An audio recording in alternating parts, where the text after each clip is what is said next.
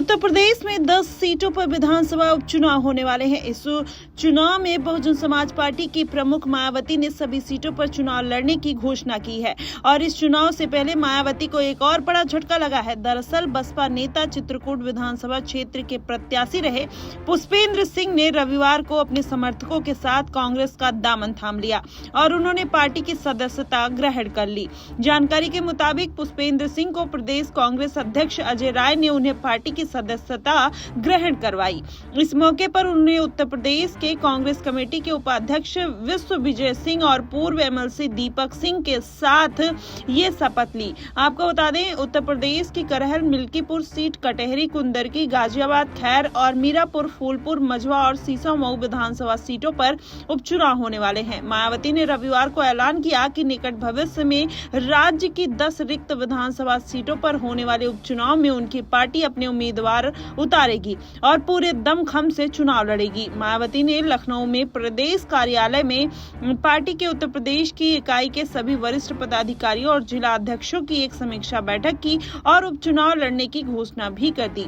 दरअसल इस बार बीएसपी पूरे दमखम के साथ चुनाव लड़ने का मूड बना चुकी है। अगर देखा जाए तो बीते लोकसभा चुनाव में मायावती की पार्टी को बड़ा झटका लगा।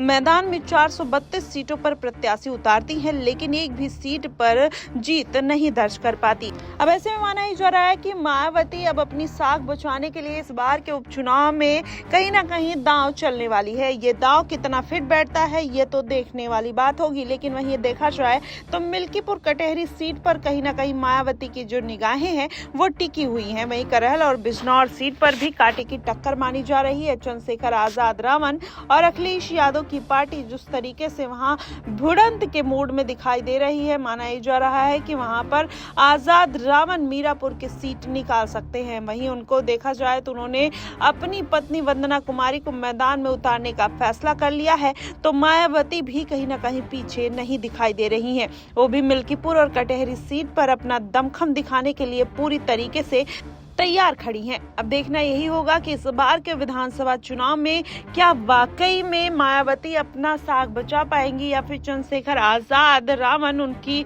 जगह लेते हुए नजर आएंगे। वहीं भारतीय जनता पार्टी की अगर बात कर ली जाए तो कहीं ना कहीं भारतीय जनता पार्टी भी इस बार के उपचुनाव में सभी सीटों पर अपना कब्जा जमाने की फिराक में है। मिल्कीपुर सीट और कटहरी सीट अब योगी आदित्यनाथ के नाक का सवाल बन गई है और जिसकी वजह से कहीं ना कहीं वो अपना एक्टिवनेस अब अयोध्या क्षेत्र में मिल्कीपुर और कटहरी में दिखाते हुए नजर आ रहे हैं और उन्होंने इस बार के उपचुनाव की जिम्मेदारी भी अपने कंधों पर ले ली है। वहीं अगर देखा जाए तो सीसामऊ और करहल सीट की जो जिम्मेदारी है वो केशव प्रसाद मौर्य को दी गई है। ऐसे में अब भारतीय जनता पार्टी इस बार एक भी सीट गंवाने की फिराक में और मूड में नहीं दिखाई दे रही है। मायावती भी इसी मूड में है। देखना ये होगा कि इस बार आखिरकार उपचुनाव में कौन कितनी सीटें निकाल पाता है और जिसकी सीटें ज्यादा होंगी उससे ये तय हो जाएगा कि आने वाले विधानसभा चुनाव में अब उसकी पार्टी जीत का परचम लहराने वाली है।